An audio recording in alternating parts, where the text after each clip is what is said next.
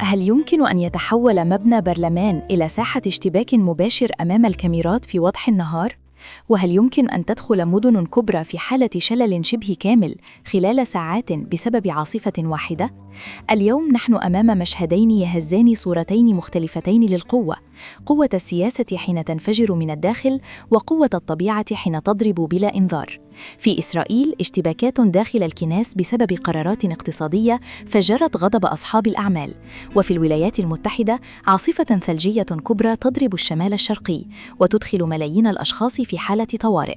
ابقوا معنا حتى النهاية، لأن التفاصيل تكشف ما وراء الصورة الأولى وما بعد الجليد في الصورة الثانية. في ساعات الصباح داخل مبنى الكنيس الإسرائيلي لم يكن المشهد اعتيادياً. جلسة برلمانية قائمة، نقاشات جارية، ثم فجأة تصاعدت الأصوات خارج القاعة. أصحاب محل تجاري صعدوا إلى المبنى احتجاجاً على سياسات وزير المالية الإسرائيلي بتسائيل سموتريتش المتعلقة برفع ضريبة القيمة المضافة على الشحنات المستوردة وزيادة رسوم الاستيراد على سلع قادمة من الخارج. القرار من وجهة نظر الحكومة يأتي ضمن خطة لتعزيز الإيرادات وتنظيم السوق، لكن بالنسبة للتجار الصغار كان بمثابة صدمة جديدة في توقيت اقتصادي حساس. المحتجون يرون أن رفع ضريبة القيمة المضافة على الشحنات سيؤدي تلقائياً إلى ارتفاع الأسعار في الأسواق، ومع ارتفاع الأسعار تتراجع المبيعات، ومع تراجع المبيعات تتآكل هوامش الربح، ما قد يدفع الكثير من المشاريع الصغيرة إلى الإغلاق. هذه السلسلة من التأثيرات هي ما دفع بعضهم إلى محاولة إيصال صوتهم من داخل المؤسسة التشريعية نفسها. دخول عدد من المحتجين إلى مبنى الكنائس أثناء انعقاد الجلسة أشعل الموقف. حرس البرلمان تدخل سريعاً، حدث تدافع وارتفعت الأصوات في الممرات.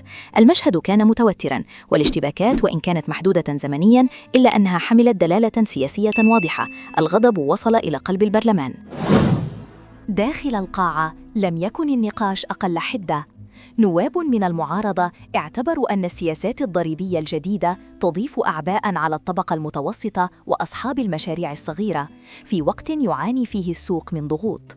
في المقابل دافع مؤيدو الحكومة عن القرار باعتباره ضرورة مالية للحفاظ على استقرار الموازنة ومواجهة التحديات الاقتصادية. لكن خلف هذا السجال البرلماني يبقى السؤال الأهم: هل تم الاستماع فعلياً إلى مخاوف الشارع التجاري أم أن الأزمة مرشحة للتصاعد؟ الكنيست شهد في السنوات الماضية نقاشات حادة حول ملفات الأمن والسياسة، لكن دخول أصحاب أعمال إلى مبنى البرلمان للاحتجاج على قرارات مالية يعكس مستوى جديداً من التوتر الاقتصادي.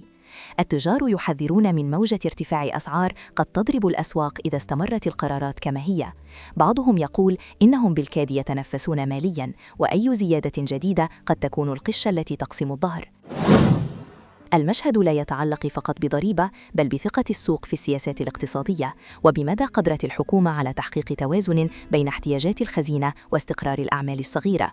الأيام المقبلة ستكشف إن كانت هناك مراجعة للقرارات أو حوار جديد مع المتضررين، أم أن الاحتجاجات ستتوسع خارج جدران الكنيست إلى الشارع.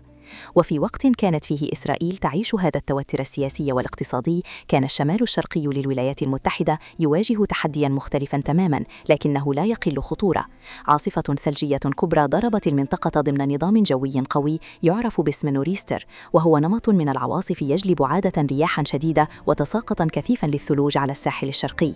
هذه المرة كانت الكميات لافتة. في بعض المناطق وصلت سماكة الثلوج إلى نحو 60 سنتيمتراً، مع رياح قوية وانخفاض حاد في درجة الحرارة. مدن مثل نيويورك وبوسطن وأجزاء من ماساتشوستس ورود آيلاند شهدت اضطراباً واسعاً في الحياة اليومية. الطرق غطتها الثلوج والرؤية تراجعت بشكل كبير، ما أدى إلى حوادث مرورية وتعطيل الحركة.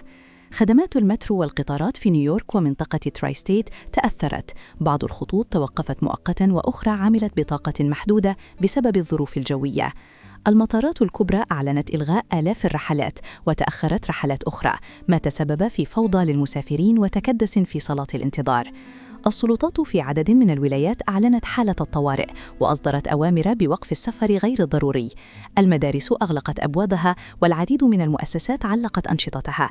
فرق الطوارئ انتشرت لإزالة الثلوج وتأمين الطرق، بينما حذرت الجهات الرسمية من مخاطر الانزلاق وانقطاع الكهرباء في بعض المناطق. خبراء الأرصاد أوضحوا أن قوة العاصفة تعود إلى تلاقي منخفض جوي قوي مع كتلة هوائية باردة جدا، ما أدى إلى تساقط كثيف للثلوج في وقت قصير. التوقعات تشير إلى استمرار تأثيرات العاصفة لساعات إضافية مع بقاء درجات الحرارة عند مستويات منخفضة. المشهد في الشمال الشرقي الأمريكي بدا وكأن الحياة توقفت مؤقتاً، شوارع بيضاء، سيارات مدفونة تحت الثلج، وصوت كاسحات الجليد يكسر الصمت. وبينما يحاول السكان التأقلم مع الظروف، تبقى الأسئلة حول حجم الخسائر الاقتصادية وتأثير العاصفة على سلاسل الإمداد وحركة السفر خلال الأيام المقبلة. بين الكنسيتي الذي شهب اشتباكات بسبب قرارات مالية ومدن أمريكية شلتها عاصفة طبيعية، نرى كيف يمكن لعوامل مختلفة تماماً أن تضع المجتمعات أمام اختبار مفاجئ. في الحالة الأولى صراع اقتصادي يتحول إلى توتر سياسي مباشر داخل البرلمان، وفي الحالة الثانية نظام جوي قوي يذكر الجميع بقوة الطبيعة وحدود السيطرة البشرية. المشهدان مختلفان في الأسباب، لكنهما يتشابهان في التأثير: اضطراب، توتر، وأسئلة مفتوحة حول ما سيحدث بعد ذلك. سنواصل متابعة التطورات في الحالتين، فالأيام القادمة قد تحمل تهدئة أو تصعيدا جديدا.